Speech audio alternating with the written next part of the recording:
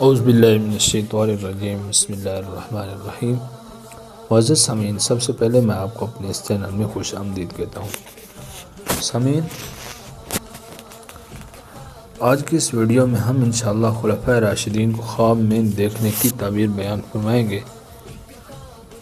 سامعین، اگر آپ میں سے کوئی بھی شخص ہم سے آن لائن قرآن مجید پڑھنا چاہے یا اپنے خواب کی تعبیر پوچھنا چاہے تو ہمارا نمبر سکرین پر موجود ہے، آپ اس نمبر پہ رابطہ کر سکتے ہیں۔ اور یہاں تمام صحابہ کرام کی میں تعبیر بیان نہیں کروں گا، بلکہ ایک دو صحابی کی تعبیر بیان کر دوں گا۔ باقی اگر آپ میں سے کوئی بھی شخص کسی صحابی کو خواب میں دیکھے تو رابطہ کر سکتا ہے، پوچھ سکتا ہے۔ سامعین، اگر آپ میں سے کسی نے ہمارے چینل کو سبسکرائب نہیں کیا تو ہمارے چینل کو سبسکرائب بھی کر لیں، تاکہ آنے والی ہر ویڈیو اب تک بر وقت پہنچتی رہے۔ خلفائے راشدین کو خواب میں دیکھنا۔ حضرت ابوبکر صدیق رضی اللہ تعالیٰ عنہ، اول خلیفہ حضرت امیر المومنین حضرت ابوبکر صدیق رضی اللہ تعالیٰ عنہ ہیں۔ حضرت محمد بن سیرین رحمۃ اللہ علیہ نے فرمایا کہ اگر کوئی شخص خلیفہ اول حضرت ابوبکر صدیق رضی اللہ تعالیٰ عنہ کو خواب میں دیکھے، یہ دلیل خوشی اور کرامت کی ہے۔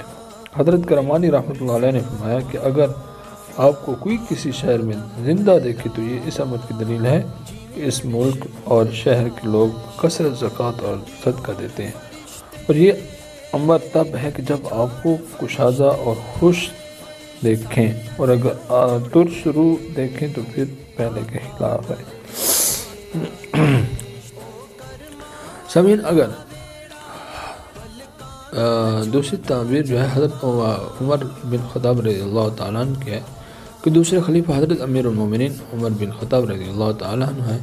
حضرت ابن سیرین رحمۃ اللہ علیہ نے فرمایا کہ اگر کوئی شخص آپ کو خواب میں دیکھے تو اس امر کی دلیل ہے کہ وہ شخص عادل اور منصف ہے، اور اگر آپ کسی شہر میں کشادہ رو اور خوش طبیعت دیکھے تو اس امر کی دلیل ہے کہ اس شہر میں عدل اور انصاف ظاہر ہوگا۔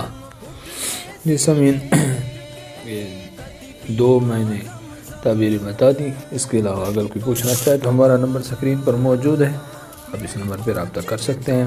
السلام علیکم ورحمۃ اللہ وبرکاتہ۔